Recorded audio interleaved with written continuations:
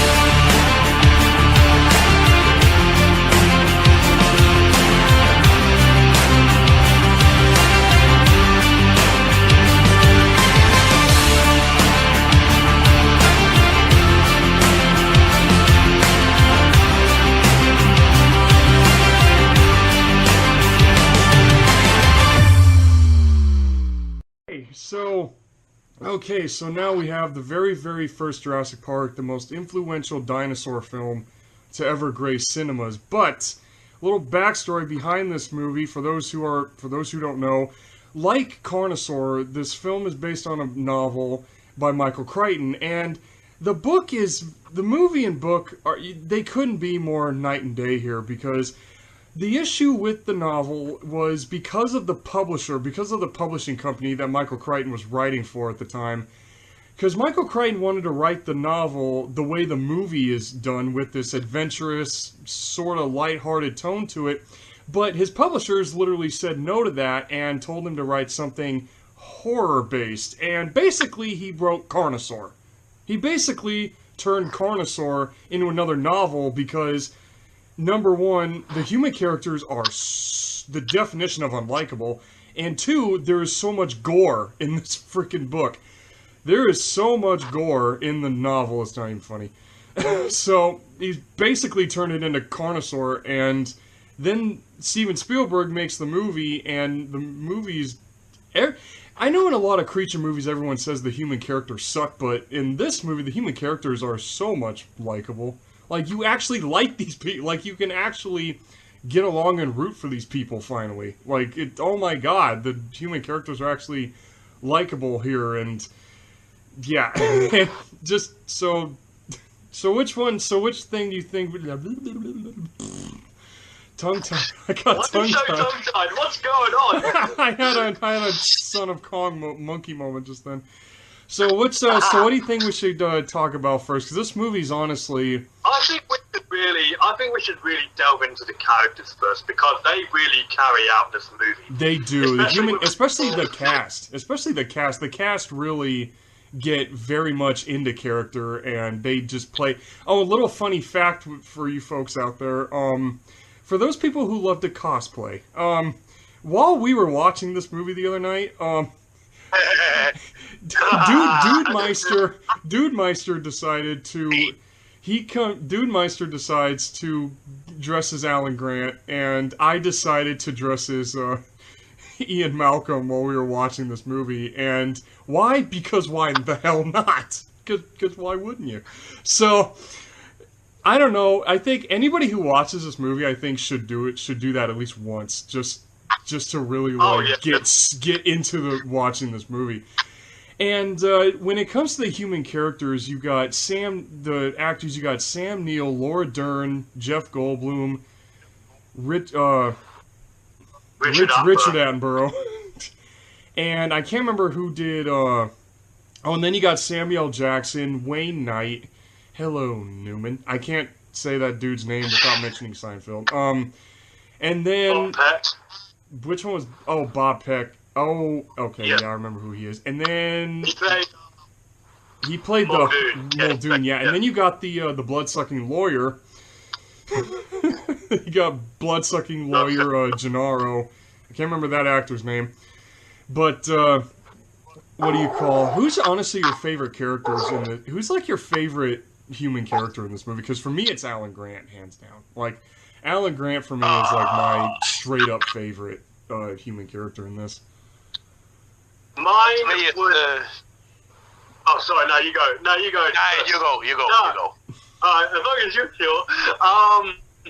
Mine has obviously got to be, like, for obvious reasons, it's got to be Ian Malcolm. Oh, the dude that throws logic into every little freaking... The dude that throws logic into everything for most of this... For pretty much this entire movie. He just reminds me of myself. You know how I get a little overreactive when I can't really make much sense of something, and I'm like, the fuck? What the hell was that? And I try finding the most plausible explanation to everything. It's just using common sense and logic. So he just reminds me of me in a way. And I found it too slimy, but that's me. My favorite is actually Alan Grant because, well, he's awesome. And fuck me in the arse. What the fuck's his name again? Sam Neill. No, not the actor. The character. Alan Grant? No, the guy running the place. John Hammond. Yeah, Hammond. Yeah, I totally blank. Those two are my favorites. You know what? I think John Hammond. And while we're on the subject of characters, I fully agree with you, Tim. Like the characters in the film are not all faithful to the novel counterparts. Not even close. But it works in the film's favor enormously. It does. It really does. Like, you can completely watch this movie and not having read the book at all because of how much different it is. Because how different it is. I have not read the book yet. Oh, well, you're in for a shocker when you read that fucking thing. Because for me, like with Alan Grant, what I love most about his character in this film is his character development. You know, like you see him at first disliking kids, and he learns to then, like spending time with kids. Yeah, the movie does a good character, especially at the opening of this movie where he, good Christ, I think it's hilarious when he does it to this poor kid, because Alan Grant being a paleontologist, which is why he's my favorite, because he has this big love for he has this huge love and respect for these animals, and there in the opening scene, the second opening scene, he's at this dig site in Montana, which I can fully say I've been to Montana, and I have been to a dig site before in different state, but still, and I just love how they're digging up this velociraptor skeleton, and I love how this random ass kid, right, that Alan Grant's telling all these other people how much dinosaurs and birds have in common, and then here comes this random 10-year-old in the background, just calls this raptor 6-foot turkey, and Alan Grant he looks down, and the look on this man's face, he goes, this little fucker, he did not just do that. He's like, this kid did not just say that. So he takes a raptor claw, and he explains to this kid how raptors kill. and he scares the shit out of him. Like, he literally goes into detail on how a raptor disembowels its prey. And when he ends this whole little thing with, you're alive when they start eating you. And then you can see the look on this kid's face, the amount of shock he's going through mentally. Like, he's probably picturing in his head seeing something getting eaten by 3 velociraptors right in front of him. Like, he's probably picturing that in his head. And Alan Grant just, like, when they fully, like you said, James, when he starts out not liking kids, he's straight up. Like, they don't waste the movie doesn't waste any time saying, yeah, this guy's a prick when it comes to kids. Like, this guy is such a douchebag to kids. But with that characterization development, I really love, because I think in this film, he and Ellie Sattler, they were together. They were, yeah. They had a thing. And she was wanting to have kids. He, on the other hand, was a little more, wasn't defensive. Yeah. But at the end of the film, which is just beautiful, you see him, with Tim and Lex. That's her name, right, Lex? Yeah. I can't remember. Yeah, Yeah. Lex. The kids, for me, even though they're great actors and great characters, they're just a little forgettable. So when it comes to forgettable characters, I'm not very good with names, remembering names. So I apologize for that. Oh,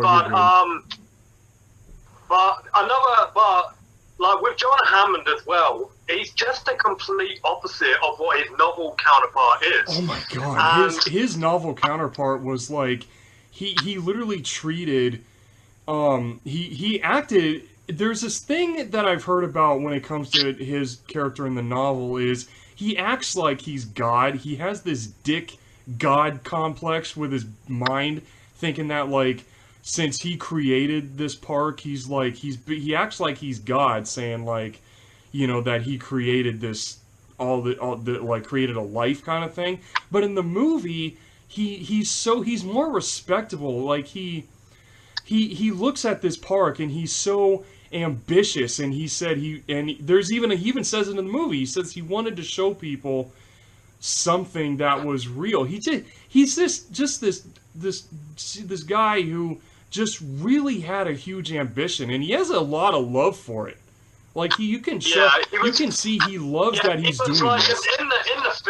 In the film, like you're backing for him in a way that's just as much as you are for all the other characters, because he's a kind-hearted man who does learn from his mistakes, and which is very evidently shown at the end of the film.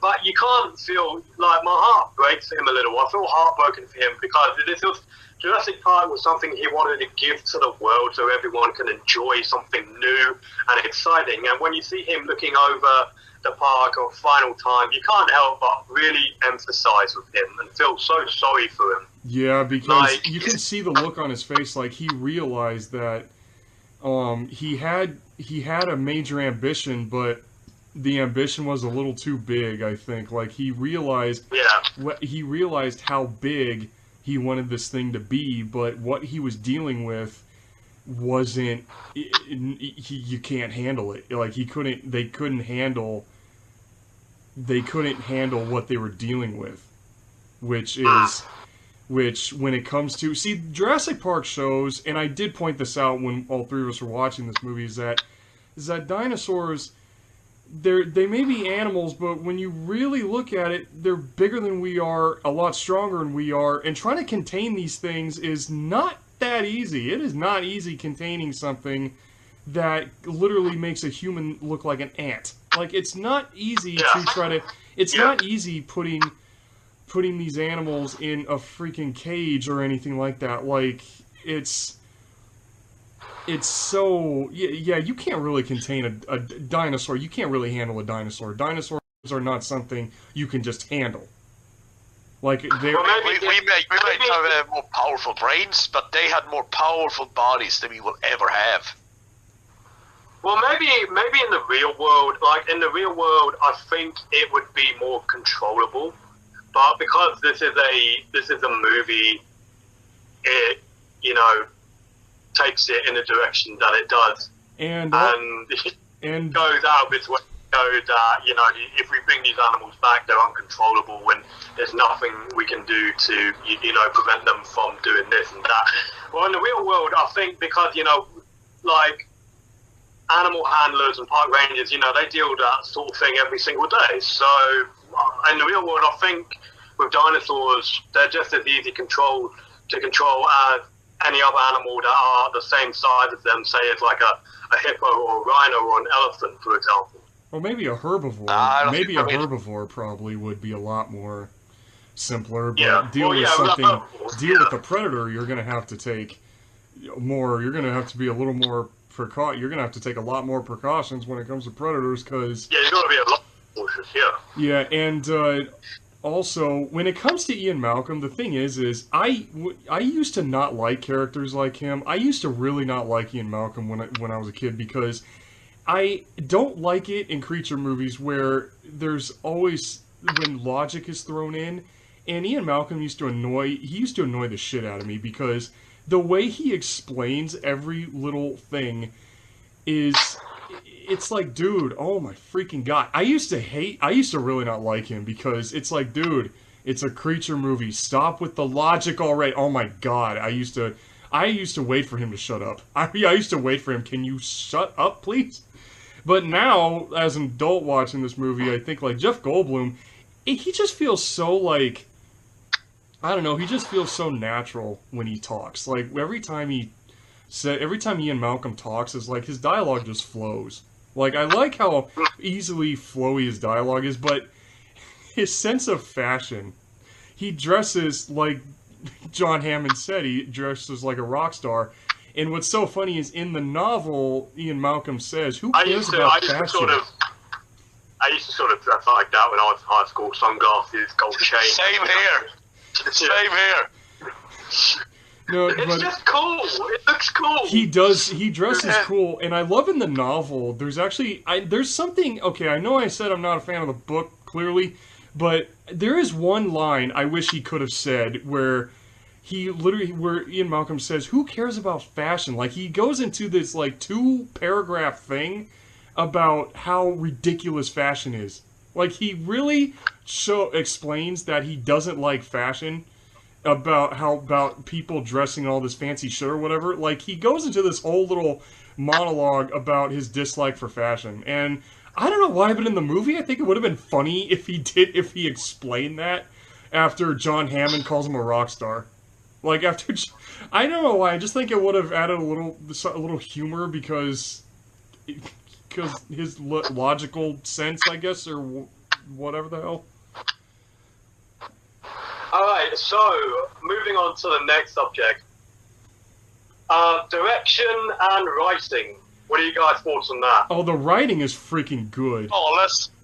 The writing is absolutely flawless, because when it comes to all the dialogue in this, it's very relatable. Like, that's what really makes this movie, is that it makes everything relatable. Like, you can relate to all these people. And I know this is kind of funny to bring this up, but the character of Tim, I can't remember who plays the kid, but it's so funny how my name's Tim in real life, my name is Tim, and then there's this kid. So, in a way, I kind of relate to him, like the little 8-year-old me who's a dinosaur fanatic. You really have to go there. Like the little kid in me, the little 8-year-old me, you know, who grew up loving dinosaurs. I honestly sort of relate to the kid, because when I was a kid, I used to talk nonstop about dinosaurs. I can go like an hour straight at that age. I literally talk for a full hour straight without stopping about talking about dinosaurs, and this kid does that. So he's pretty much you. So he's pretty much you when you were little. Exactly. So that's why, I do relate to him.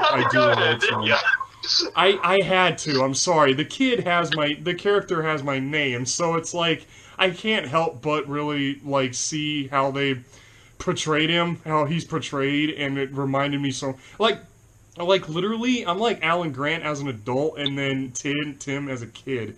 It's like both characters are basically me. Like both those characters are basically me. I I didn't say anything about it when we were watching the movie because it was too easy. I was like, and when it comes to like the direction, man, like Steven Spielberg is an ingenious mastermind when it comes to these movies, because the pace, the pacing of the movie, it's so steady. It's never dragged. It's never rushed. It's just a perfectly steady paced movie. And yet, in this movie and the thing is like, this movie is 2 hours long, but it just flows. Yeah. Like you pointed out, yeah. like James, you pointed out, we were, by. like you pointed out that we were like 45 minutes in, like nothing. Like the first 45 minutes went by quick. And yet, everything about the pacing of this movie, and the funny thing is, this movie's 2 hours long, and yet every single little scene in here is right to the point. Like, every little thing gets so right. That's what I like about the direction of this, is that it doesn't, like you said, James, it doesn't drag on anything. Everything is straight to the point. Like, every individual little scene gets right to it. Gets right to what they were trying. That's actually... And yeah, Steven Spielberg, I mean, anybody who, for some reason, in this day and age, has not watched any of his movies, please watch. Do yourself a favor and watch them. I recommend Jaws as well. Like, Jurassic Park and Jaws are the two big ones I highly recommend. Oh, especially Jaws, are you kidding me? Yeah, oh man. But like, with the script, what I love most about the script, not only was it written by David Koepp, who Lost World Jurassic Park fans would instantly recognize as Unlucky Bastard. The Unlucky Bastard. When we get to that review, folks, when we get to that review, when we do that movie, we will give the backstory on why that scene was there in the first place. Oh yeah. There's a backstory behind that part, so when we get to The Lost World, we'll review that little tidbit, because it is one of the funniest pieces of JP history ever recorded. It's like one of the... Anyways. But back to what I was saying, like, the way he wrote the script, he very wisely removed any unnecessary filler from the novel.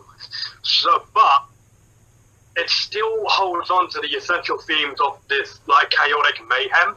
So, and this creative decision, like, for me, it helps make Jurassic Park the fun and adventurous film it is, as well as a very intriguing cautionary tale.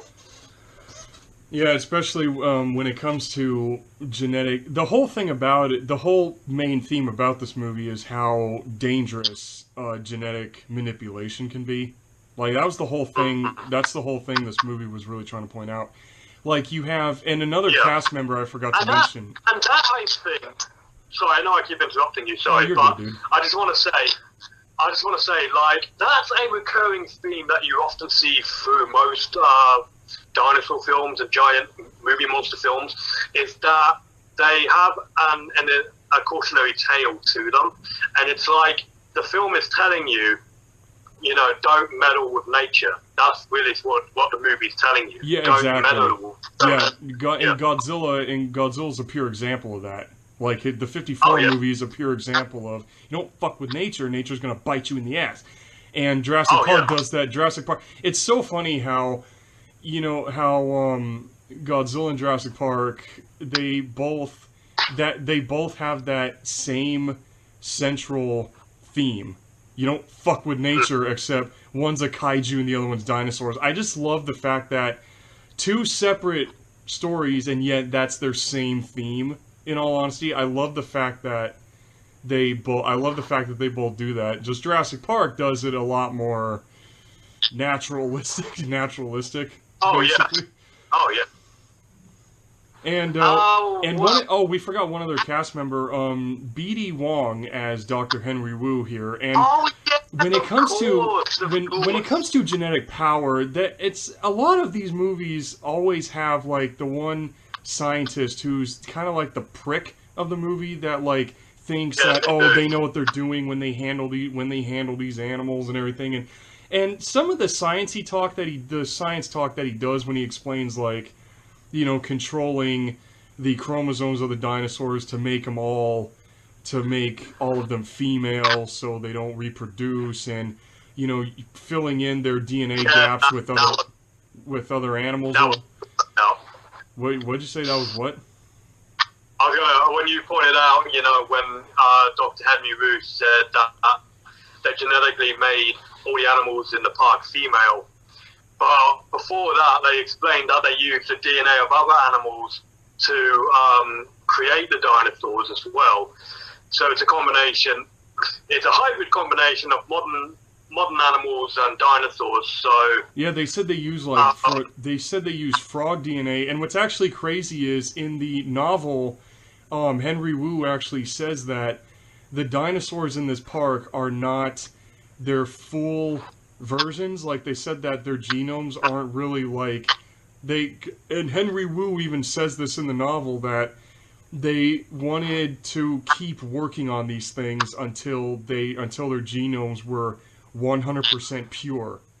So if you have a dinosaur that its genome is 100% pure, they would look completely different from what was already in the park. Like, you would have the same animal. It would be the same animal, but the whole thing would look completely different.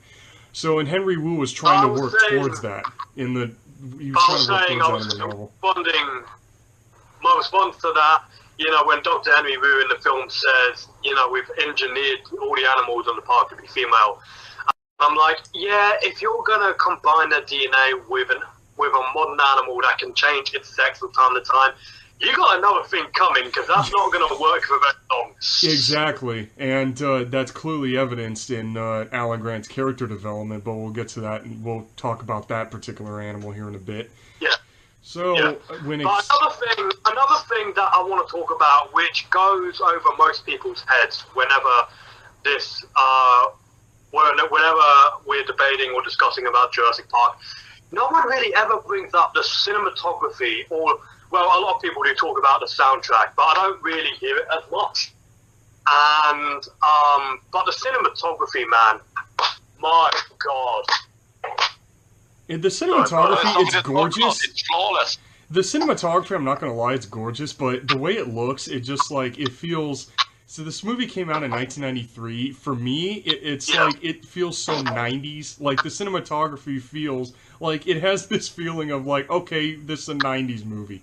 Like, it just has this 90s look to it, which gives it that charm. I think it's it gives it that old-time, semi-old-time movie charm. I don't know why. The cinematography, just it's such a 90s movie. I don't know why. And I do love the fact, though, that they filmed it in Hawaii. They filmed it on Kauai, the island of Kauai, Hawaii. That truly does work in the film flavor. I have to say, though, that because Hawaii and North Queensland, which is where I currently reside, have some similarities between them, with the scenic and picturesque landscape.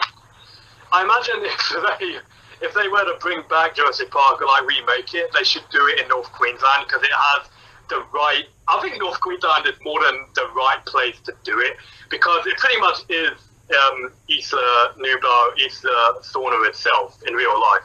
So, but I want to point out an interesting fact regarding the cinematography.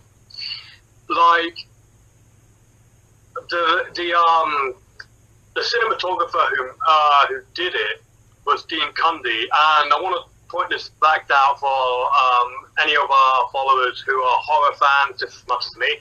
Dean Cundy also did, he's known for his work in the Halloween franchise, with Michael Myers. Really? So, that part I did not know that. That's the same guy who did Halloween. Oh, I think this might be one of the first time that Tim might have learned something from me. Exactly. I've never even heard of that.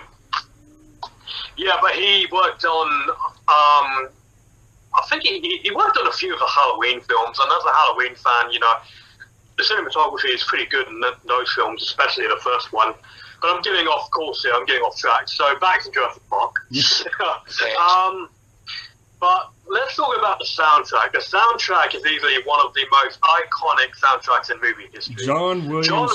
John Williams. And the guy, he's also the guy who did Jaws. Like, John Williams also did the soundtrack for Jaws. That I didn't Star know. Wars.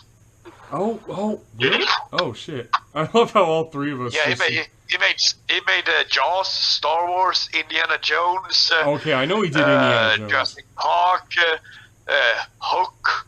No, he's done the whole 9 yards. Oh, dude, if there's a good movie, there's a 99% chance he made the soundtrack. Also, he made the Superman March. Oh, that was him? Oh, yeah, that was him that Yep. did the Superman March. No, but what's actually I kind of... applaud you. And I applaud you, John Williams. another funny fact when we were watching this movie, everybody, is all of us were humming the soundtrack. We were humming along with it. We all started humming along with it as we were watching this movie. And you know, when it comes to the music, like being a huge fan of movie soundtracks, like there you have the main theme song, which is the best song out of the entire soundtrack. Like that 5.5 minute theme song is right up there with like the Indiana Jones and Star Wars themes, easily right equal up there with them. But then there's like, what other songs did you guys think what is like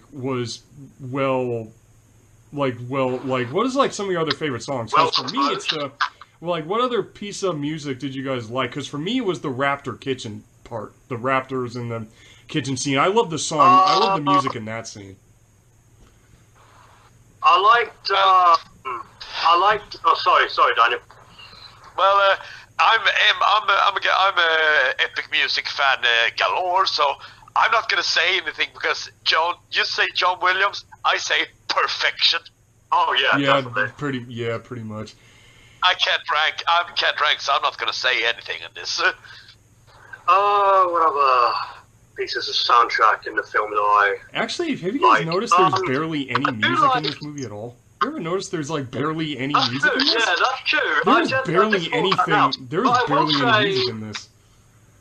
I will say though, I do like the soundtrack in the background when we get to one of my most favourite scenes, which is "Must Go Faster," because the soundtrack really builds up more tension and suspension. Oh, you really it think that does. it's Yeah, going to catch up with the Must Go Faster scene. No, so last thing to... On the subject, this is what I've been looking forward to the most. Well, second thing I've been looking forward to the most, discussing the CGI and animatronics. So, of course, we're going to be talking a lot of dinosaur stuff here.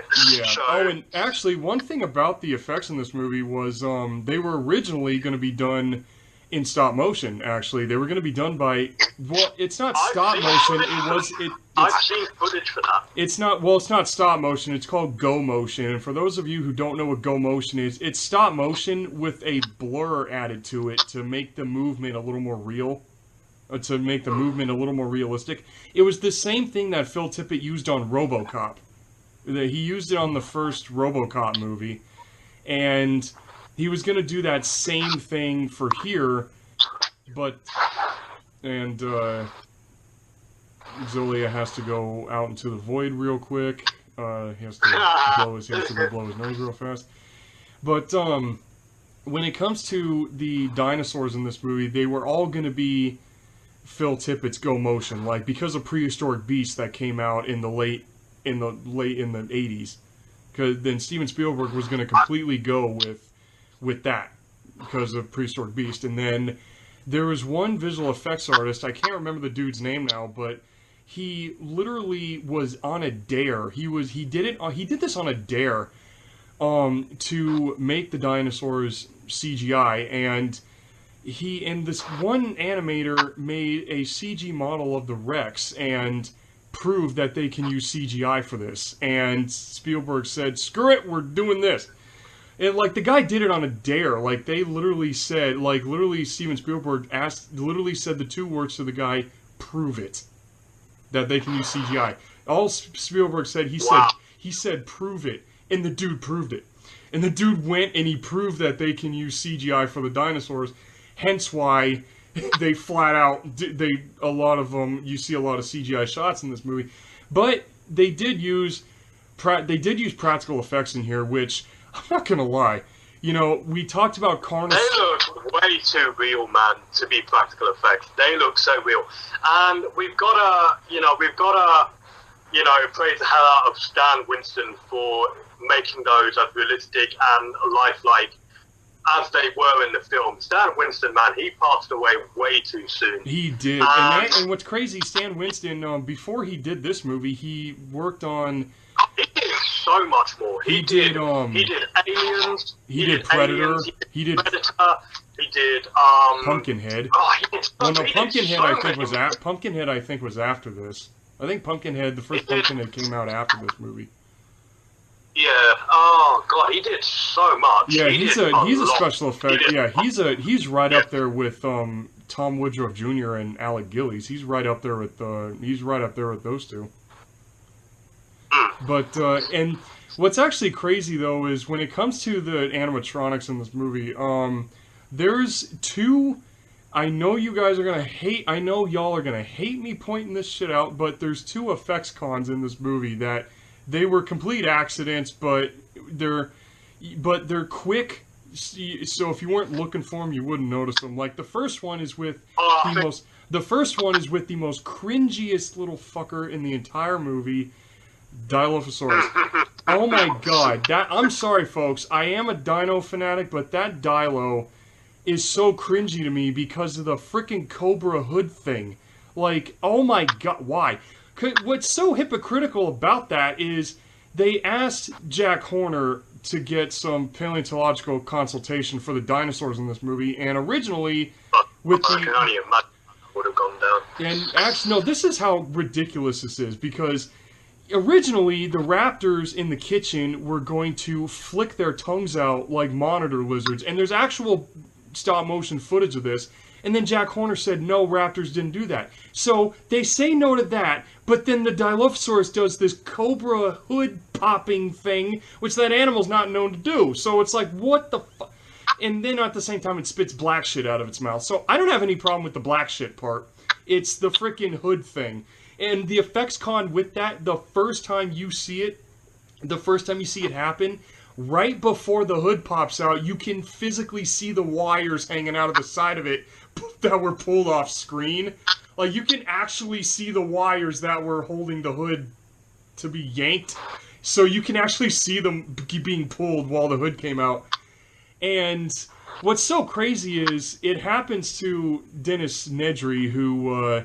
we forgot to talk about him as well when it comes to the cast. Dennis Nedry is... I think we should save that for the next subject, though, because the next thing I want to talk about is the novel comparison. So gotcha. I think we'll say, yeah. And so, sorry about that. Oh, you're good. And then another good... I just want to... Oh, sorry. I just want to say, because I wanted you to finish off with what you were saying, because you said there was another fault that you said. Another effects con, and all three of us noticed this one during the scene with the raptors.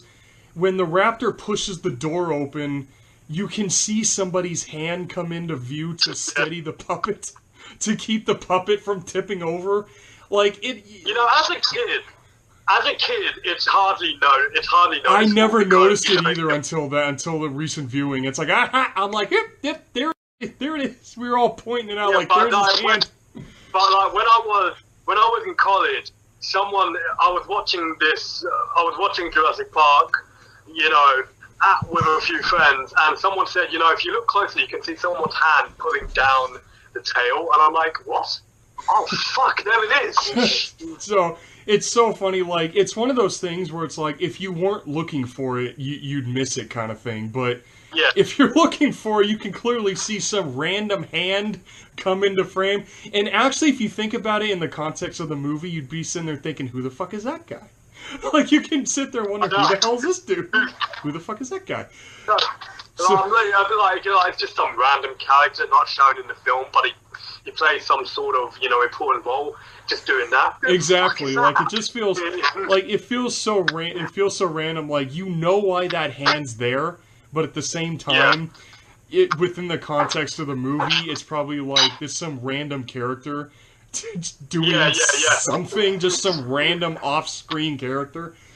And then comes the scene that had all of us in absolute tears. Like, everyone always says that the Brachiosaurus is the first dinosaur you see in the movie. Actually, no, it's the raptor.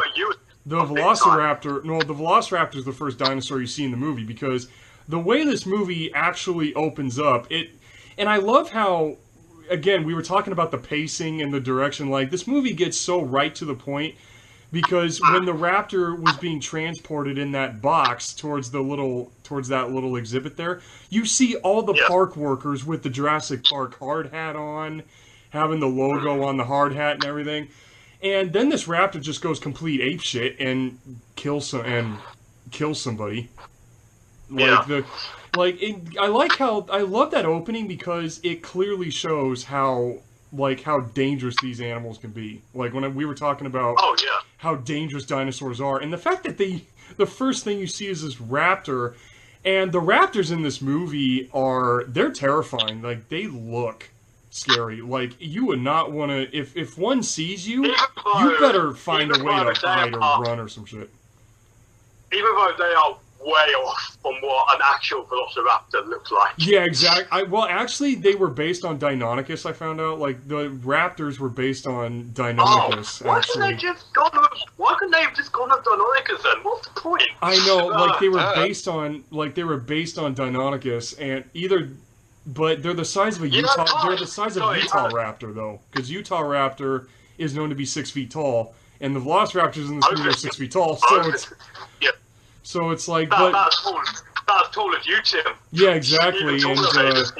And the one thing that really makes the raptor scary, other than the opening scene, because the opening really, like, it makes it feel like an old-style horror film, because you just see this raptor run straight through the box and then just grab this dude and starts killing him, right? And then you see all the park workers going in with electric prods, and they're poking this thing, trying to get her to calm down.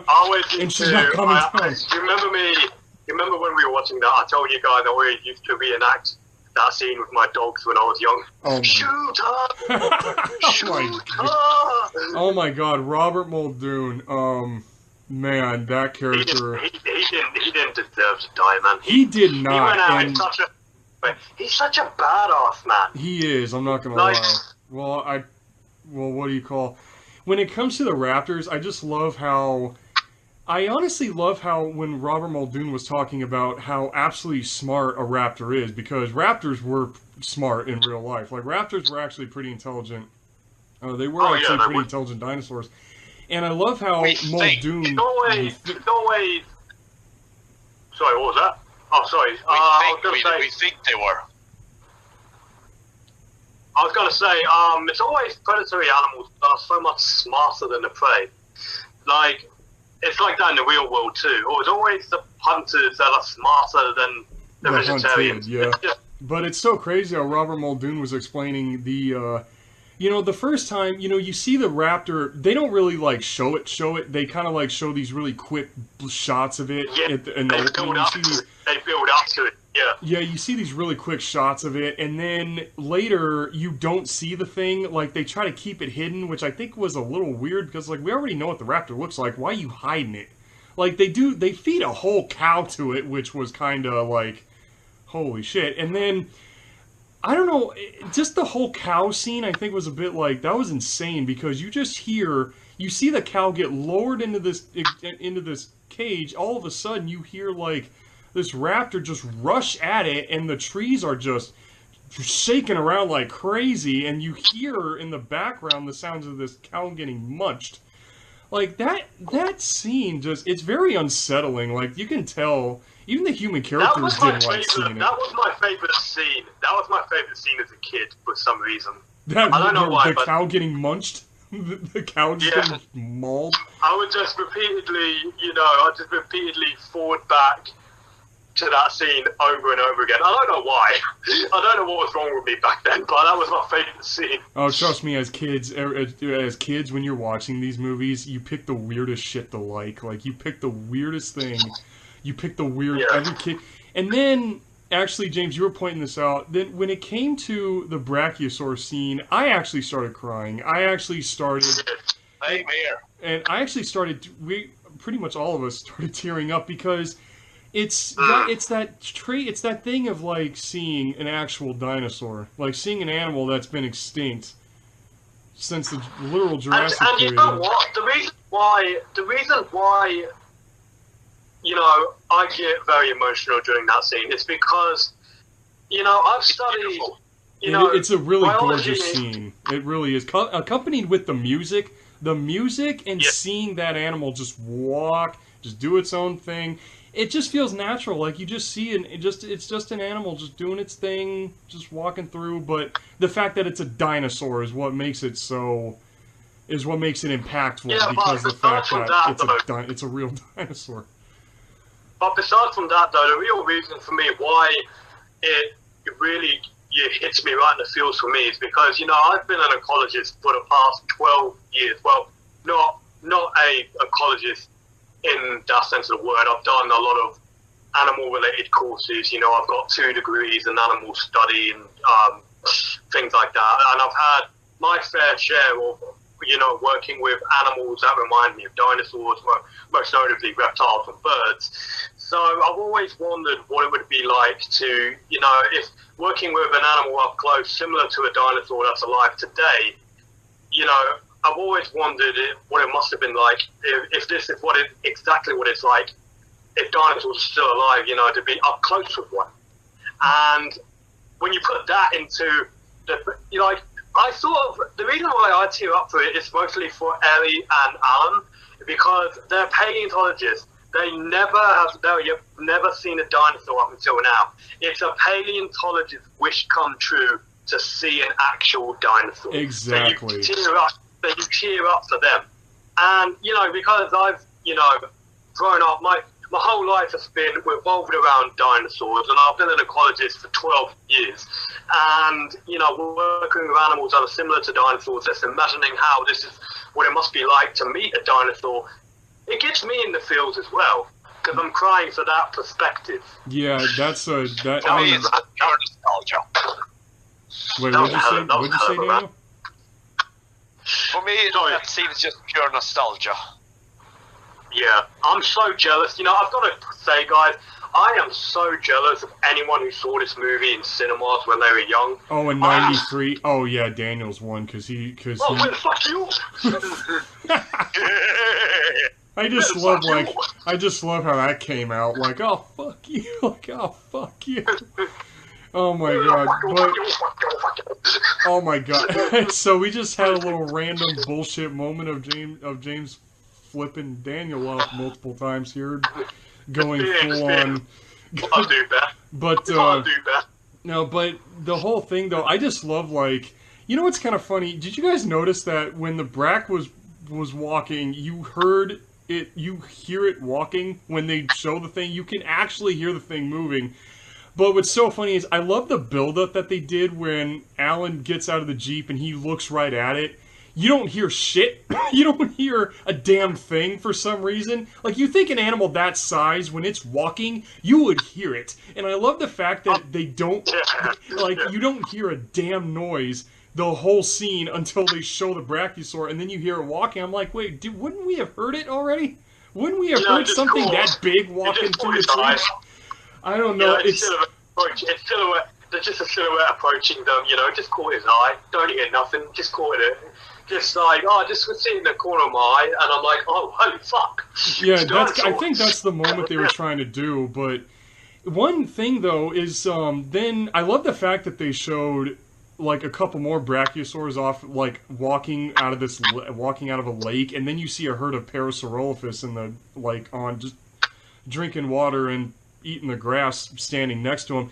And it's so crazy, Parasaurolophus. It's like in the novel, dinosaurs. The dinosaurs in the book were a lot more colorful. Like, they had a lot more color to them. Oh, in the movie, where we move on to another. Hold on, let me explain. Sorry, I didn't mean to do that. That was so rude. Sorry, Tim. I'm sorry. I didn't mean to do that. Sorry.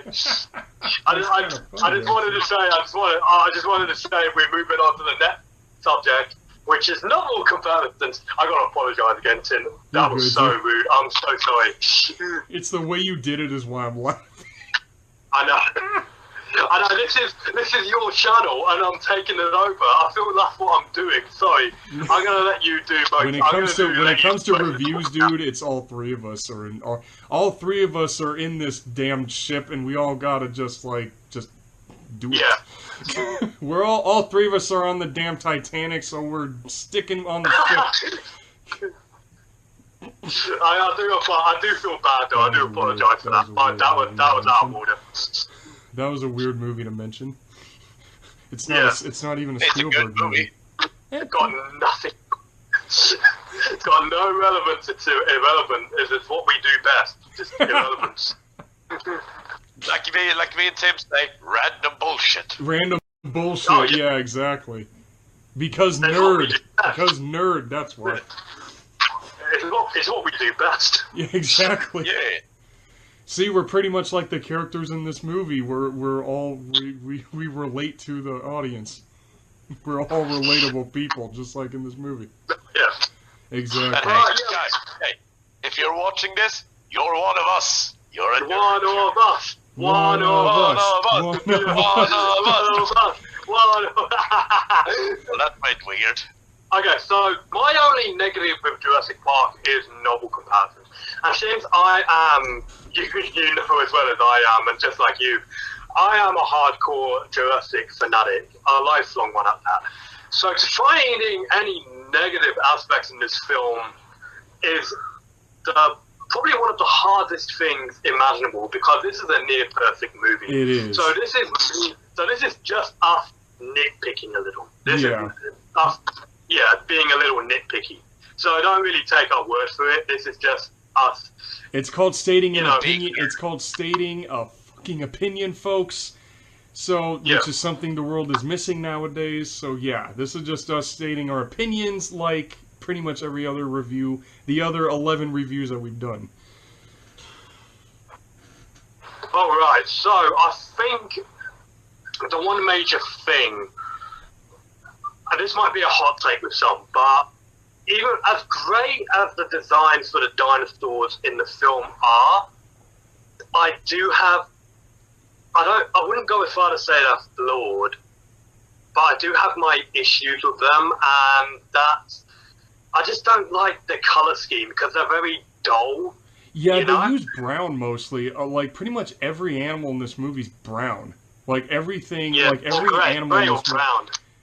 Well, I think the only dino that's gray, the only dinos that I guess are kind of gray is the Dilophosaur and the Parasaurolophus. Yeah. Even though the hood on the Dilophosaur is actually colorful, it's got like this red and yellow thing in the hood, in the frill. It's got like this yellow and red thing, or yellow and lime green scheme stripe thing going on in the hood. But yeah, the dinosaurs in this movie, they're all brown. Like 90% of them are brown in this movie. Like the Parasaurolophus is gray. They're all gray. And then the Brachiosaurus, they were, the Paras were actually, if you really look at them, they're gray with like a couple of stripes here and there. Like with a couple of stripes here and there, not really like noticeable stripes. They do have some stripes on them, but they're pretty much gray. That's interesting. I always thought the design for the Parasaurolophus in Jurassic Park were the same in Jurassic Park 3. No, they're not. They change movie to movie. Like if you look at them, they change movie to movie. It's annoying. Like, their designs change movie to movie. That a lot. But the biggest dinosaur highlight in this movie is what Steven Spielberg said himself, the actual main star of this movie, Tyrannosaurus Rex. That thing, my favorite dinosaur ever. This is the movie that made T-Rex my favorite dinosaur, because that scene when... You can probably speak for a lot of dinosaur fans on that. Oh, and actually, one thing I do want to bring up in this movie is, like, the thing with this movie is I love how when you have a creature movie that does stuff like this, that has like either a park or some facility type deal, it's always a dickhead it's always this prick who causes something causes the facility to shut down, and it does that with the character Dennis Nedry. He shuts down the park security because he's working for InGen's rival company called Biosyn Genetics, and he's a spy he's basically a spy, there's no doubt about it, but he goes in and he runs all the computer systems and shit, but then he's secretly wanting to shut everything down so he can steal some dinosaur embryos and get them back to Biosyn so Biosyn can catch up to InGen, which is the name of the company that created these things in the first place. And the character, Dennis Nedry, and the movie does the whole, like, the one prick that shuts down the entire facility, but then at the same time, it doesn't really dwell on that. It's really a hurricane that causes the problem. Like, it's really this tropical hurricane that does pretty much most of the damage. And it's a mix of both. Like, you got Nedry who shuts the power off, and then you got the hurricane that makes everything more difficult. Problem. Yeah, exactly. Their lives were in their hands, and he had butterfingers. And what's so funny, he was eating a Butterfinger, James. You pointed out he was actually eating a Butterfinger. Oh, and one thing, James, I pointed out to you guys on Nedry's computer, and I love Nedry's setup. He had like gaming setup before gaming setups were a thing, where he had like 3 computers. And Dana, that's kind of like you, except you just need one more monitor, because you got 2. You just need one. I used to have 3. Oh, well, there you go. Live. Oh, so basically your name should be Daniel Nedry instead of Link. He's flipping me off. He's giving me the bird as I said that. But it's so. But in his hand, he has butterfingers. But James, I was pointing this out to you. On the middle computer, he was watching Jaws. Like, on the middle computer, he had Jaws. I never noticed it. He was playing Jaws, and the scene of Jaws that was playing was the ending when all the characters were trying to shoot the shark with buoys. Like, he had the ending to Jaws playing on one of his computers, which was, hey, it's a nice little Spielberg reference. But I just love the fact that his character's such a prick. I mean, I love how creature movies always have to have the one asshole character, and Dennis Nedry is a dude. He's such a douchebag. Like, he's the definition of dude. He's the definition of asshole in this movie. And I love the fact that you can't look at a can of Barbasol shaving cream without thinking of this movie. You can't look at a can of Barbasol with that red, white, and blue color scheme without thinking of this freaking movie. Oh yeah.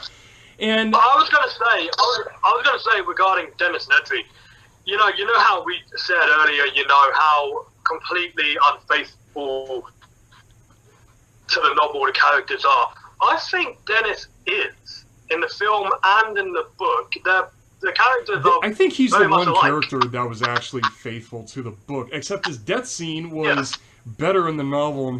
His death scene was a little better in the novel for me. And it wasn't because of the gore, it was because of the portrayal of the Dilophosaurus in the book.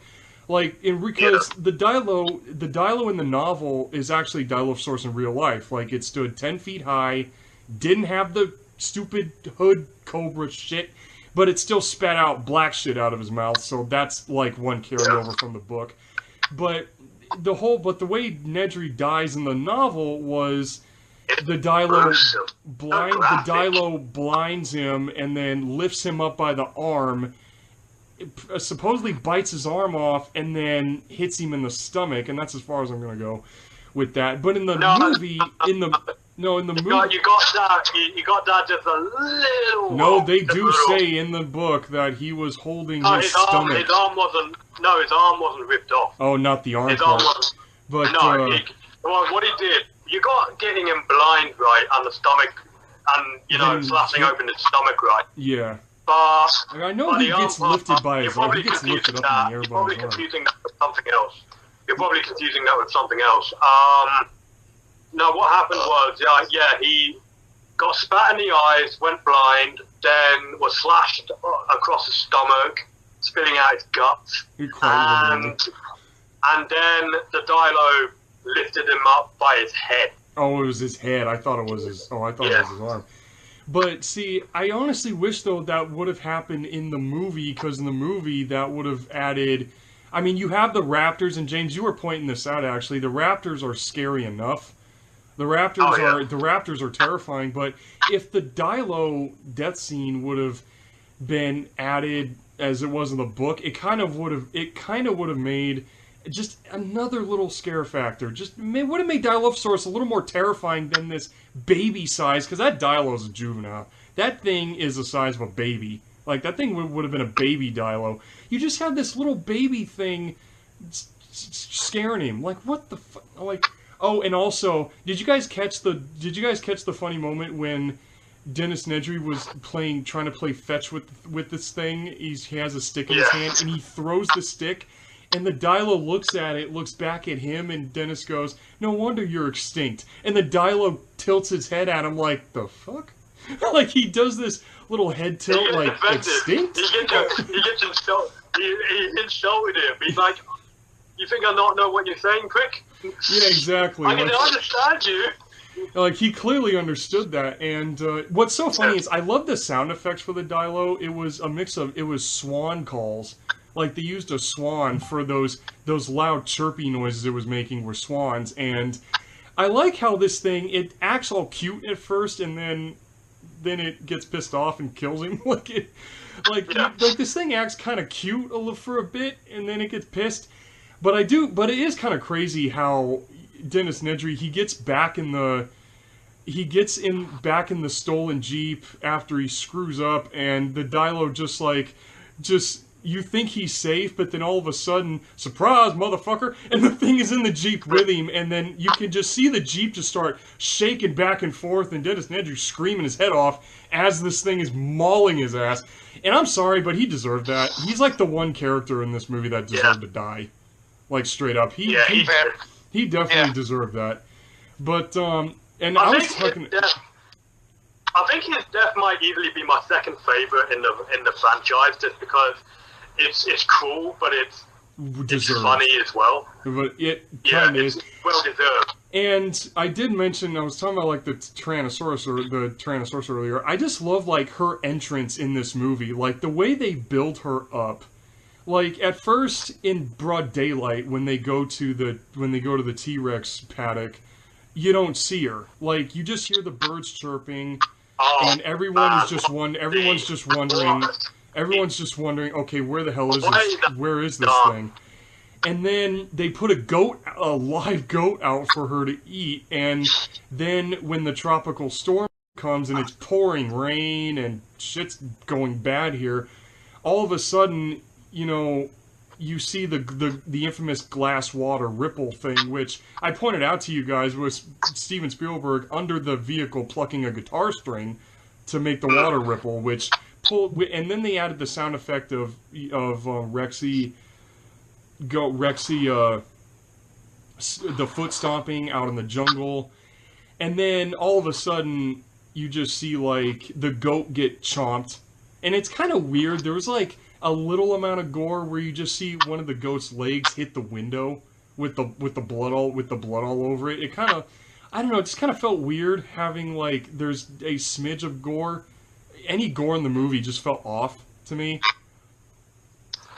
Yeah, I kind of see your point, but back to what, you know, because we've really gone off track here a lot. Yeah. Back to what we're supposed to be talking about. Like with how different the dinosaur designs are in this film compared to how they look or appear in a novel. With the coloration schemes and the patterns, for example, you know, how awesome would it have been if we have seen Rexy as like a molten red sort of color? When it comes to dinosaurs that were brightly colored, I don't know why it's hard for me to get into that for some reason. It's hard for me to get into dinosaurs that are... They do in Prehistoric Planet a lot, and you love Prehistoric Planet. Well, that's true, but that is true, but it's like, when it comes to, well, there's one dinosaur movie kind of ruined that for me was Dinosaur Island from 2014, where we have freaking Turkey Rex. Yeah. So it's because of that it makes me appreciate the design for the Rex more in this movie. It makes me appreciate Rexy's design a lot more. Which actually, her name is Roberta, come to find out, because one of the storyboard artists nicknamed her that. So actually, her nickname is Roberta, come to find out. Rexy's her fan name, I guess. Oh, okay. Yeah, and I always refer to her as Roberta, but when it comes to her... Yeah, I've always had a feeling it was a fan name, because, like, I don't think they would have just called her Rexy, you know? Exactly. Like, yeah. Have you guys heard of the horror stories? Huh? Sorry?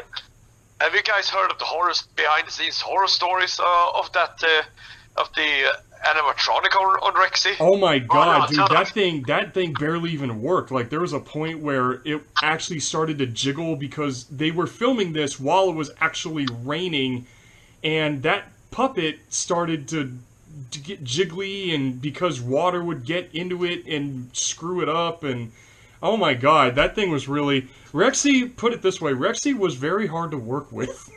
She was very hard to work with on set. Just like Bruce with Jaws. Yeah, Bruce with Jaws was a huge pain in the ass. Like, that shark barely even worked. Hence why you barely see him in the movie. But yeah, man, I don't think Bruce actually almost killed a guy on set. Wait, what? Oh shit! Oh shit! Wait, what, dude? I've never heard this. Yeah, they had to go in and one guy had to go into Rexy to clean her to fix something on the inside, and she started moving on her own, almost killing him. Ooh. Oh shit! Shit! I honestly never even knew. Death by T-Rex. Like, think about that for a minute. Like, somebody was close to actually having death by T-Rex. Well, thank God the guy survived that, because that would have... Wow. Honest to God, I never even knew... I never even knew that, to be perfectly honest. I honestly never even knew that. But one thing I will say, because in the novel, the Velociraptors, they were tiger striped. They were. I wanted to save this. I wanted to save this for the Lost World Jurassic Park, but fuck it, I'm going to do it now anyway. Yeah. So they kind of brought that design into they kind of brought it into the Lost World Jurassic Park, because you can see with I think it's the male Velociraptors that they have tiger stripes. Yeah. Yep. I think it's the male. Yeah, they but did. I remember we'll go that. More into that. But regarding that, we'll go more into that when we get to Lost World Jurassic Park. Actually, I just wanted to say now.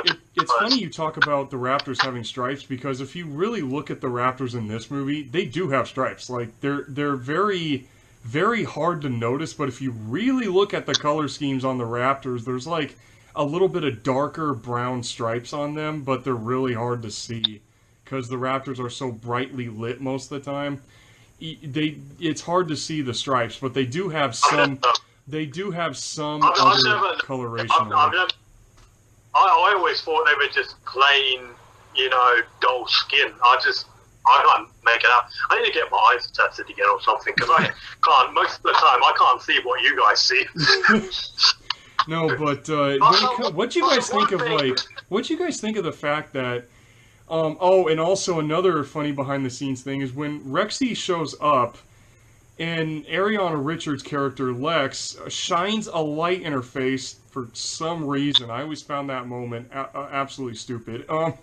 She shines a light at Rexy, gets her attention, and then she forces her face through the top of the van, which apparently was not supposed to happen. That was, like, the kids are screaming their heads off. And that was real. They were legitimately scared.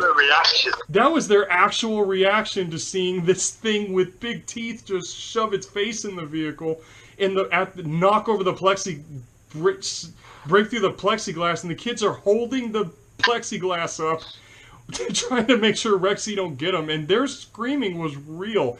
And I always love it in movies when somebody's actual reaction is in the movie. It works well in the movie's favor. It works so well in the movie's favor.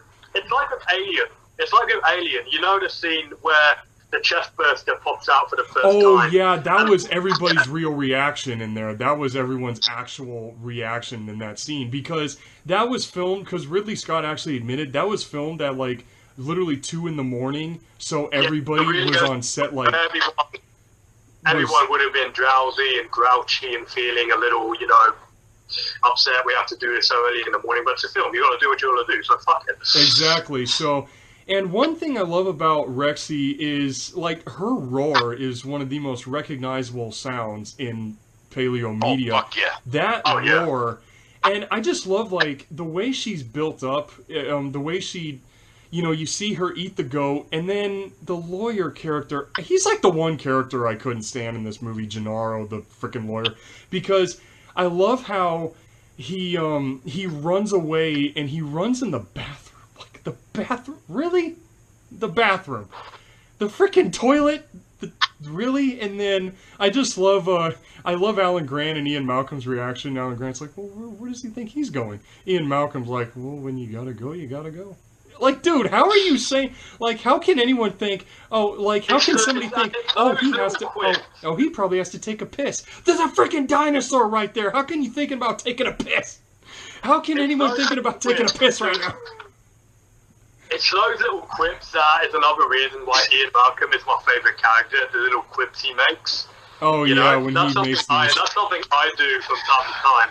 That's true. That's very true.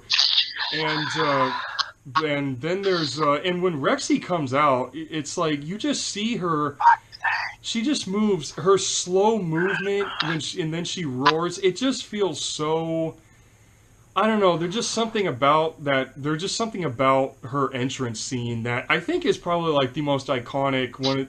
It's one, like, every dinosaur scene is so iconic in this movie, and Rexy's entrance is so, like... I don't know, it just feels very impactful. And I love the fact that that scene has no music in it. It adds more realism. That's what I've noticed. Yeah, it doesn't. But the thing with Rexy's War is that, you know, it's easily the most infamous dinosaur war in paleo media. Oh, I love how definitely. The one thing I've always loved about behind the scenes, especially when it comes to giant movie monsters and dinosaurs, is how they make the roars by using different animal sounds. So they use a combination of real animals, like the velociraptors. Yeah. The velociraptors, the infamous loud screech that they do. Like their loud screech was actually a mix of a dolphin and a walrus. That's amazing. And with Rexy, her war is composed of an elephant calf, a tiger, and I think it was an alligator as well in there somewhere. But my favourite vocalization of Rexy is when you see her hunting or preying on a flock of gallimimus. I love the sound, you know, when she's shaking one about in her jaws. Oh yeah. When she's going. Which, come to find out, was it was any dog lover would instantly recognise that. Yeah, that's what a dog sounds like when it's playing with a chew toy. Yeah, they said it was a terrier. He said the guy that did that sound, he said it was a terrier playing with a chew toy, and he slowed it down. He slowed the sound down, and he turned the volume up on it. And actually, fun fact about that Gallimimus scene for those other paleo fans out there, that scene is actually taken from the Valley of Gwangi, because in Valley of Gwangi, there's that scene where Gwangi rushes out from behind a rock and eats an ornithomimus. And you look at Jurassic Park, out comes the T-Rex to Gallimimus, same thing. Oh, it's very reminiscent of Valley of Gwangi. I might do a comparison post on that on my account later.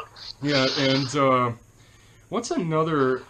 There's really not that many dinosaurs in this movie. I mean, you got Brachiosaurus, Parasaurolophus, Triceratops. Then there's the trike scene, the sick Triceratops scene. That scene always hits me right in the feels, man. The Triceratops scene, because it's so like I don't even know where to start with how much I love that scene. I can't tell which one. It never hit me for me for some reason. It what? It never hit for me. Sure, it was good. It's beautiful, but I don't get the. To me, I never caught the whole super nostalgia for that one. Probably because the Triceratops never a favorite of mine. To each their own, I suppose. That's true. And what's crazy though, you do have to admit that puppet. I just looked up what other dinosaurs are in the novel because there's many more dinosaurs in the novel than there is in the film itself. So I'm just looking here. I'm just waiting for this thing to load. The internet's very slow today. Yeah, what do you call that Triceratops though? You do have to admit that puppet was so well made. Like that thing looked so alive when it was breathing and you see its foot moving. You know, that puppet was so, like, it's so hard to believe it's a puppet when you see that thing moving. That thing is so hard to believe that it's a puppet. Like that animal was so real. Huh? I won't deny that. It's beautiful. It's beautifully made. I won't deny it. But like I said, I never got the feel for that one. Oh, and one scene we do have to mention. We have to mention. Oh, that is one big pile of shit. Like, there's, like, I'm sorry. I just think it's kind of weird that they literally have an entire scene talking about shit. Literally, it's 3 minutes of shit. Hold on. Back to the animatronic for the Triceratops. For the sick Triceratops, I should say. Yeah. I've seen so many. I've seen this shared around so many times that people actually thought it was real, and Steven Spielberg was like a trophy hunter or something. Oh, I remember that. I remember seeing that. People were so enraged, and I'm like, you do realize they're not around anymore, right? Like, I've seen worse. Somebody actually took that photo and said that former United States President Teddy Roosevelt was the one that shot it. Oh no, that one's got to be a meme. No way someone can be that stupid. There's no way. No, if you actually people are. Like, somebody actually made that into a meme and said, like, Theodore Roosevelt was the guy that shot that Triceratops and not Steven Spielberg. Like, I remember seeing the Spielberg meme and the Teddy Roosevelt one, but, okay, just curious, would you guys actually do what Alan Grant does and actually lay on the thing while it's breathing? Like, would you guys actually do that? Nah, I don't think I would. I would, because I've done it with many other animals many times. Well, there you just go. Just for the sake of doing so, just to feel like Alan Grant. Honestly, I would be terrified of even walking up to a trike because of the fact that this thing's got horns that can kill you. The fact that this thing has 3 to 4 foot horns on its head and an even smaller one on its nose and the beak, I'm sorry, Triceratops would be one of the few dinosaurs I would not want to get up close to, because those things are known for having a very short temper, even around its own kind. So I would not want to. 3 horns are very short-tempered animals. So that's the last plant eater I'd want to be around. Is a trike. I would not want to be around a trike. I found a list of all the other dinosaurs that were in the novel. So here we are. So we got Apatosaurus. There's Apatosaurus, really? Yeah. Styracosaurus. Stegosaurus, Euplocephalus, Myosaura, Coelurus, I remember Myosaura, yeah. I'll do it again, sorry, I've done it again. I went like that. It's pretty much a habit by this point. Yep. Because we keep over-talking each other. Sorry, Tim. So Proconchognathus, Microceratus, and Dryosaurus. Dryosaurus. I always remember Dryosaurus from Walking with Dinosaurs, because that was the show that gave Dryosaurus some recognition. But the thing is, and I pointed this out, James, this part kind of drove me nuts too, is when Dennis was speaking of the dinosaurs, you mentioned Stegosaurus. I love the fact that in the movie, Stegosaurus is technically in the movie, but it's in embryo, but it's in embryo cold storage, so technically... Oh yeah, and it was spelled wrong. It was spelled with an A instead of an O. Oh my god. The minute I saw that, it drove me nuts, because I'm like, did anyone proofread that before they filmed it? Like, did anyone not proofread that one little bit before they filmed it? Or did they not notice? Like, seriously. I know it's kind of irrelevant to point that out, but what the fuck? I don't know. It was this stupid little poignant moment, and I'm just sitting there like, does anyone not know how to spell these things' names? I mean, they're not really that hard. Like, they're not. It's not really that hard to spell a dinosaur's name if you're at least looking at a picture where the name is in a book or some shit. But oh my god, I don't know that. And it's funny how Metriacanthosaurus was mentioned as well. Like Metriacanthosaurus and Proceratosaurus as well, both of which are from my home country. So they're from Queensland here, or no, London? No, England. I keep getting that. Oh, so you got some British dinos, okay? Yeah, no, that was pretty cool. And what do you guys think of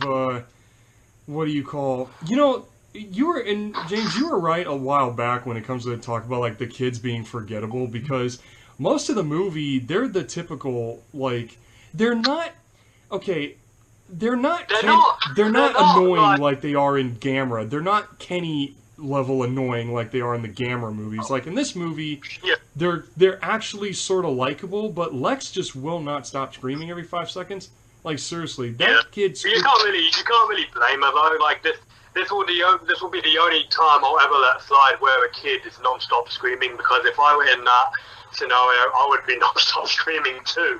Oh yeah, especially if you have especially if you can't really blame them. You can't really blame them, to be honest. Especially when you have a 6-ton animal that's literally flipping over the vehicle you're sitting in. Oh, and then starts chewing it up and stomping it into the mud right afterwards. Yeah, I wouldn't blame them either for screaming their heads off. And it's kind of funny in this movie how not only do dinosaurs chase people, but then the vehicles chase people too. Because there's that scene where Alan Grant goes and gets Tim out of the tree after Rexy knocks one of the vans into a tree, or drops it into a tree, and the branches start giving way under the vehicle's weight. So as they're making their way down the tree, so's the van. So the van's chasing them too. I don't know why. I just think like it's kind of an odd bit where it's like not only do the dinosaurs chase people, but the vehicles do too. Like everything chases somebody in this movie. The vehicles have dino DNA embedded in their genes too.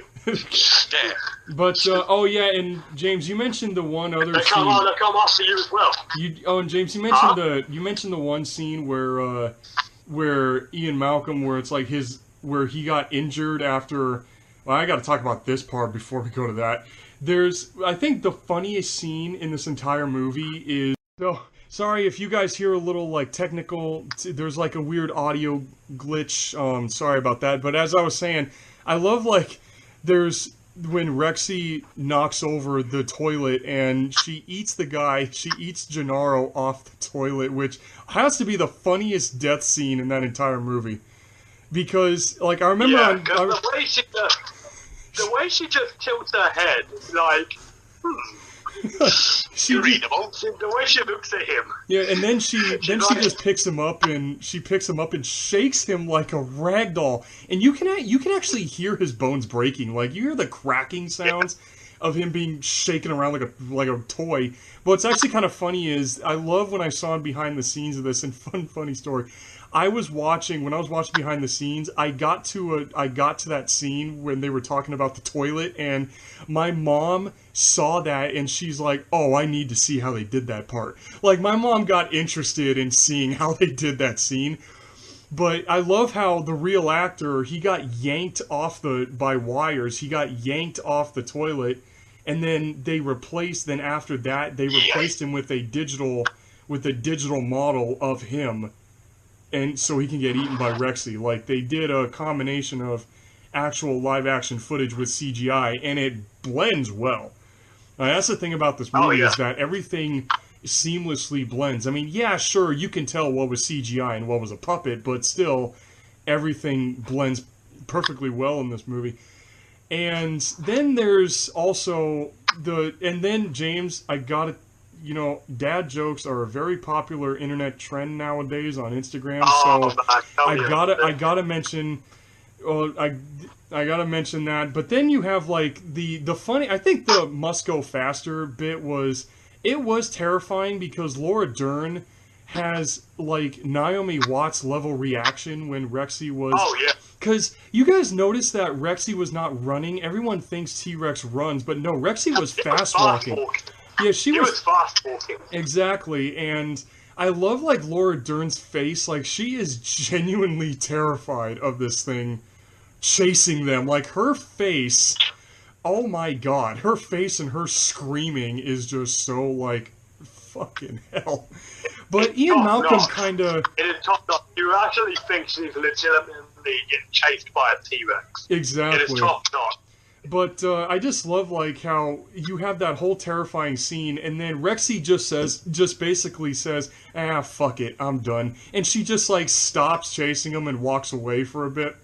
She just walks off to the side, and Ian Malcolm with an animal as big as Rexy, you know, it's easier to lose energy when you put a lot of actual effort into it. So she would obviously, she was tired out get easily. tired. But I love like Ian Malcolm throws in this humor, like, "Oh, you think they'll have that on the tour?" Like, and I mentioned this while we were watching the movie. Like, can you just imagine them bringing Rexy out? Like, if they trained her enough to where you just drag a piece of a big ass like pile of meat behind them, and Rexy fast walks after a tour group every so often, like an animal show. Like, can you just imagine Rexy being trained to know that this is when she gets to eat? When she gets to eat. I can see it. But, and then you have, like, the infamous, and James, you called it a dad joke, because it pretty much is one. Like, it gets to a point where Alan Grant, when he really starts his character development, is when he gets stuck with Lex and Tim, and they're trying to find a way to get back to the visitor center. And the power was off most of the time, and Alan Grant, he goes up to the fence, grabs onto it, and then shakes the wiring and starts screaming like he's being electrocuted. And then he just looks at the kids with this shit-eating smirk on his face. And Tim, of course, thought it was funny because that's like a guy thing right there. Like, why wouldn't you think that? I don't know why it was a dad joke. Like it was a Jurassic dad joke. Jurassic dad. It was a Jurassic dad joke. But then you got Ellie Sattler who doesn't know that that's happening. So she goes to this little shed, this electrician shed, and starts turning on starts trying to get the power back on. And accidentally, without even knowing it, electrocuted.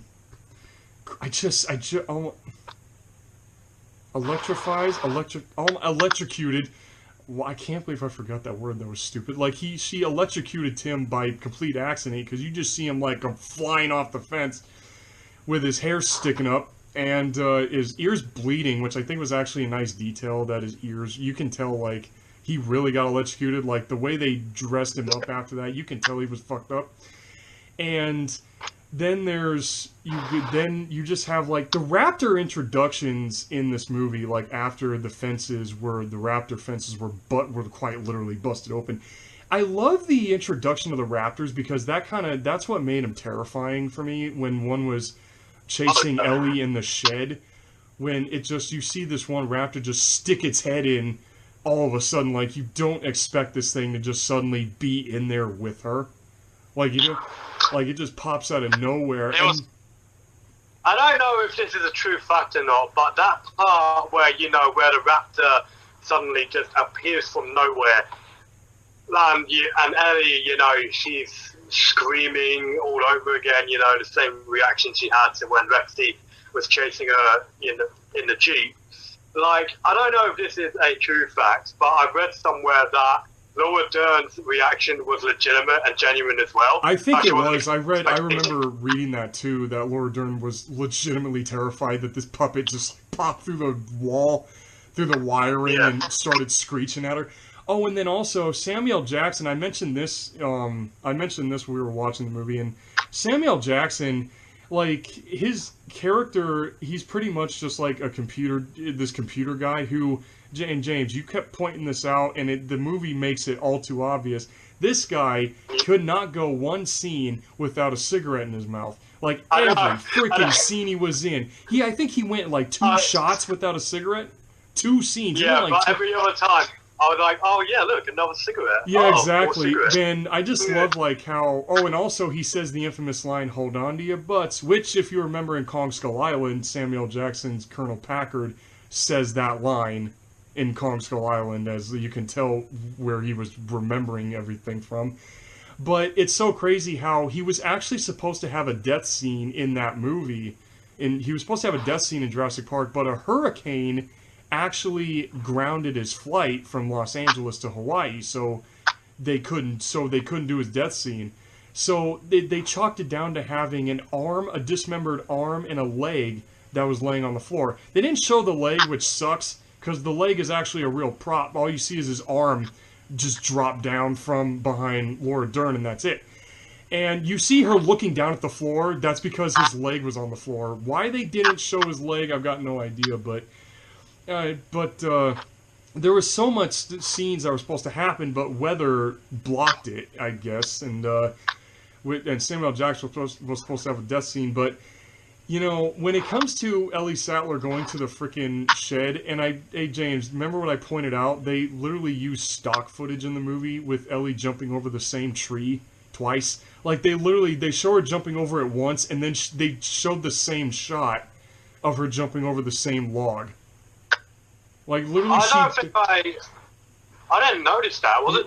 Yeah, she jumps over it. She jumps over the same log literally twice. So, like, Ellie has her encounter with the raptors, and then here comes the death that the guy Muldoon did not need to die this way, where he gets his shotgun out, and he sees one raptor in the bushes, and come to find out that one was bait, and then here comes the one coming out of the bush, which is like, oh, shit, and then it grabs him and kills him. And thank God they hide him behind a bush while they're doing it.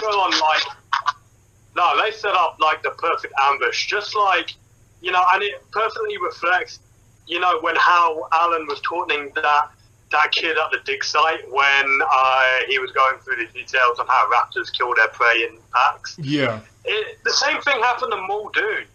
Yeah, like, they said a raptor comes from the side. The other raptor, the clever girl, came from the side, and you can hear and just jumps him, and he didn't deserve that. I was rooting for him.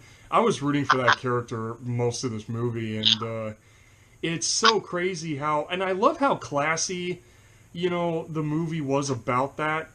You know, there was no gore. It wasn't like Carnosaur. Like, in Carnosaur, you see all the details of people dying, but in Jurassic Park... In Jurassic Park, they made it classy, where it's like they show people dying, but it's like it's not so heavy. It's not so Jurassic Fight Club-ish like Carnosaur is. And that's like the one... I agree with that.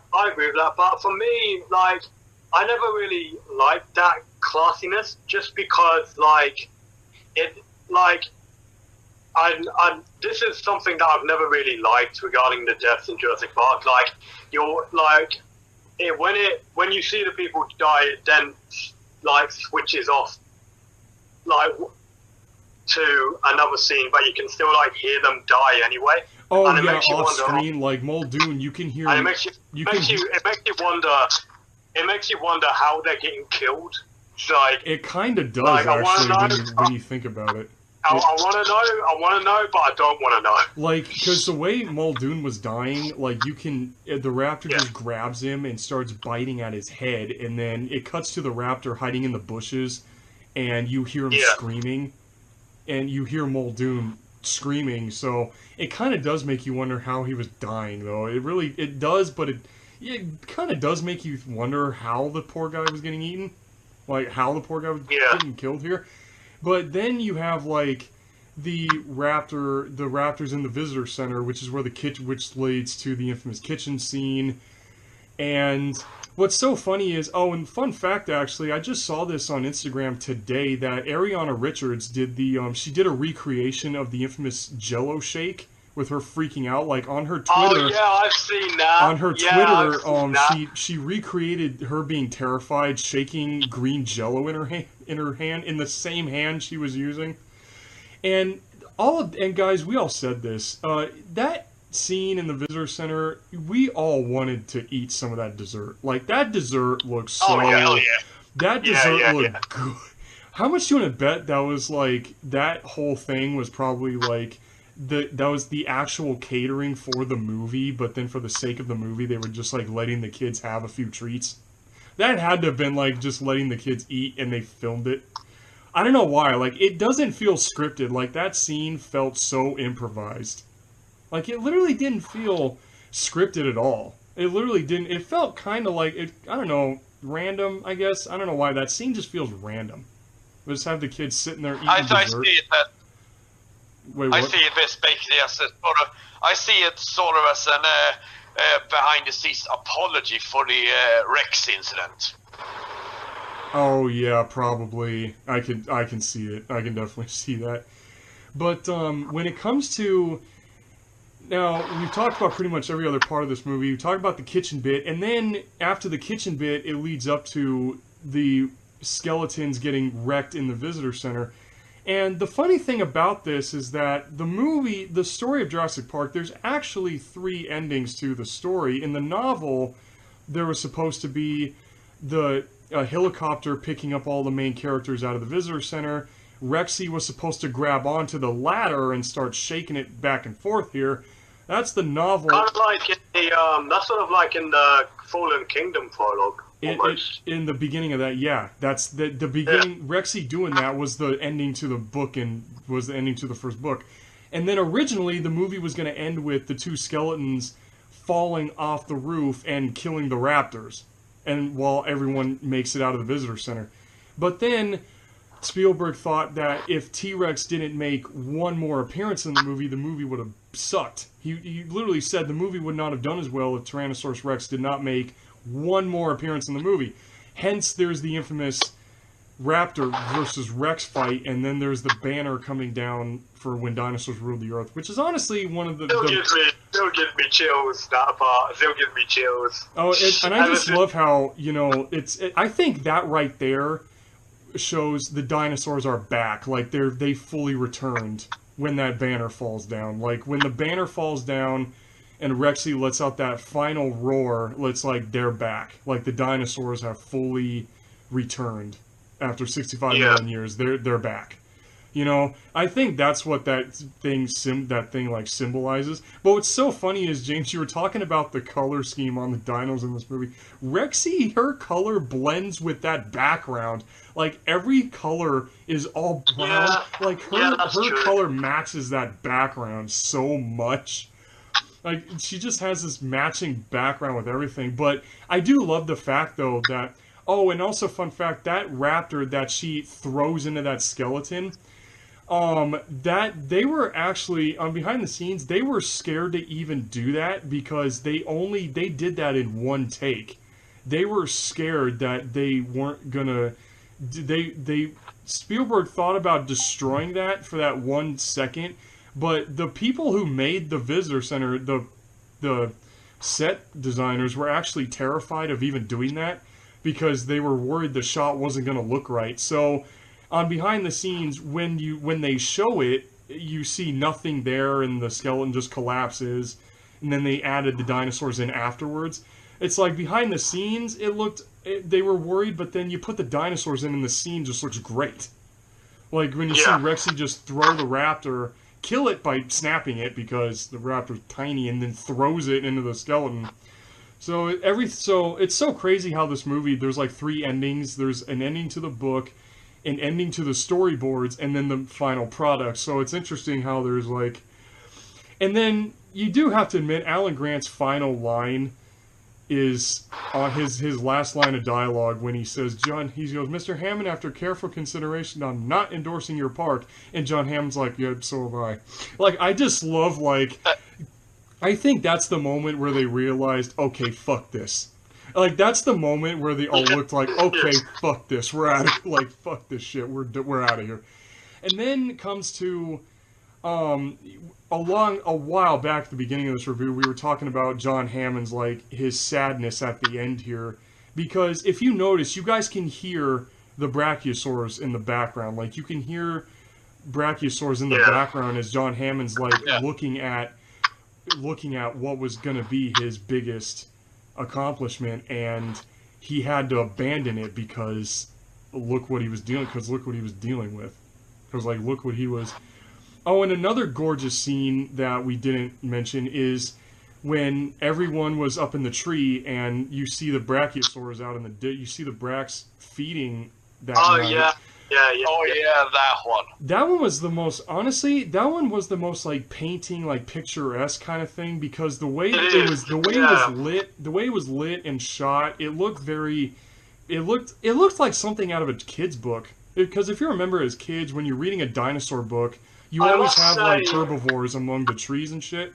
Like, I think that shot where it showed all of the brax together it kind of reminded me of that. It kind of reminded me of like the books as a kid. I must say, in regards to that, like with Dean Cundy's, you know, with his excellent cinematography, especially with the wide range shots of the dinosaurs. You know, when you're going back and you just get this wide range view of the dinosaurs, especially like with the brachiosaurs in the scene that you're talking about and in the Welcome to Jurassic Park scene. I think what makes it work for those scenes is like you know how they're distant and there's like a certain haze that falls over them, if you know what I mean. Just like have you noticed that? There's like a fog. It's not really a fog. I think it kind of looks like fog a little bit. It kind of looks. But like, and I agree with you, Tim. You saying that it looks something like an old, vintage painting or something like you'd see out of a kid's dinosaur book. It does. That shot really. Yeah. Yeah, you think that's what that's what it was supposed to be in the first place? Like it was meant to look like that. And I just love how right after that, Ariana Richards gets sneezed on by a brachiosaur. Like, how many people can say I was sneezed on by a dinosaur? Like, how many people can say I was sneezed on by a brachiosaur? But that brachiosaur puppet, I'm sorry, but when you pet it, that thing was adorable. Oh, seriously. Yeah, I would. That thing was so cute when it was coming right up to him. And then you got when they were saying, when James, you mentioned when they put frog DNA in the dinosaurs and Alan Grant sees raptor eggs that hatched, and they explained that's when they give the explanation that the West African frog is able to change its gender. So there's that little bit. And I think after that, I think we covered pretty much everything about this movie, and I give this movie a straight up 10. This movie is a straight up 10 out of 10 for me. 10,000 out of 10. 10 for me. Yeah, Jurassic Park. If anybody in this day and age, especially new kids nowadays, if any kid out there wants to really get into dinosaurs, definitely watch this movie. I'd say start with Jurassic Park. Start with Jurassic Park. Exactly. It's a movie that it has a very thought-provoking central theme, but at the same time, you get lost in seeing these animals dead for 65 million years, and they're back thanks to humans tampering with nature, basically, like the movie's trying to say. So definitely, this movie straight up, 10.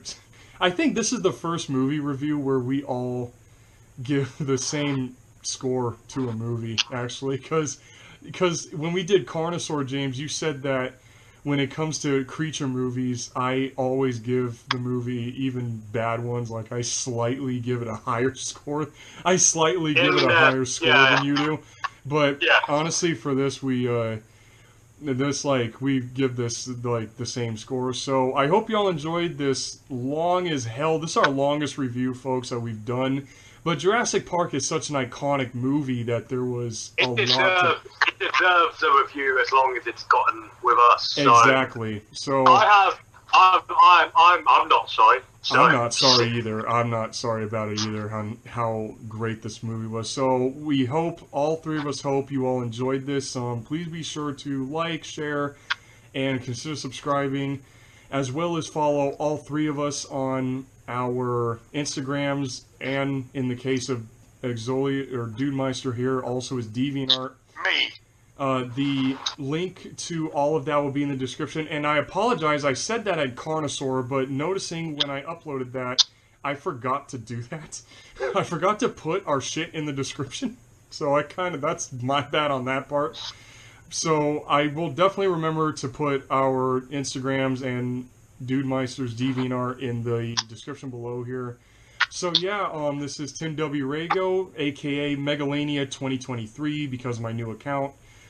And also, Jurassic World Monsterverse, thank you so much for joining, guys. I hope you've enjoyed this as much as we've had doing it. And we look forward to seeing you for the rest of Jurassic June. Peace. And also, this is Dudemeister, aka Exolia. Happy to be here, and hope to see you guys on the next one. Peace out, nerds! peace out, everybody, and we'll see you all in whatever video we decide to do next.